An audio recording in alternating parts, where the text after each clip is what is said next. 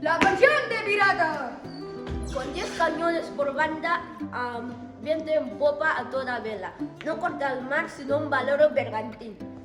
Bajé el pirata que llaman el temido, por su bravura, en todo mar conocido, de uno al otro confín.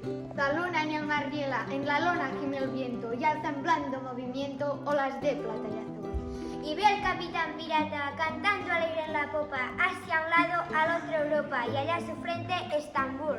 Navega, velero mío, sin temor, que ni enemigo navío, ni tormenta, ni bonanza, a tu rumbo a torcer alcanza, ni a sujetar tu valor.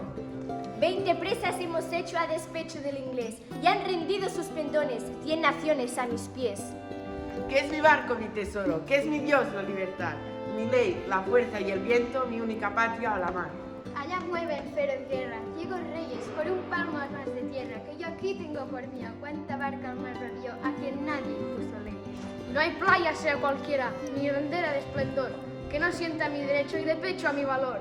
¿Qué es mi barco, mi tesoro? ¿Qué es mi Dios, la libertad?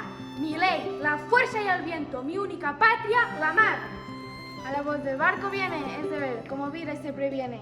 A todo trapo a escapar, que yo soy el rey del mar y mi furia es de temer. En las presas yo divido lo cogido por igual, solo quiero por riqueza la belleza sin rival. ¿Qué es mi barco, mi tesoro? ¿Qué es mi Dios, la libertad? Mi ley, la fuerza y el viento, mi única patria, la mar. Sentenciado estoy a muerte, yo me río, no me abandone la suerte, y al que me condena colgaré de alguna antena quien sea en su propio navío.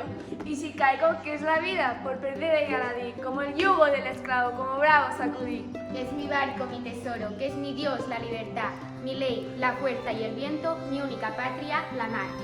Son mi música mejor aquilones, el estrépito y temblor de los cables sacudidos, del negro mar los bravidos y el rugir de mis cañones. Y del trueno al son violento y del viento al rebramar, yo me duermo sosegado, arrullado por el mar. ¿Qué es mi barco, mi tesoro? ¿Qué es mi Dios, la libertad? Mi ley, la fuerza y el viento, mi única patria, la mar.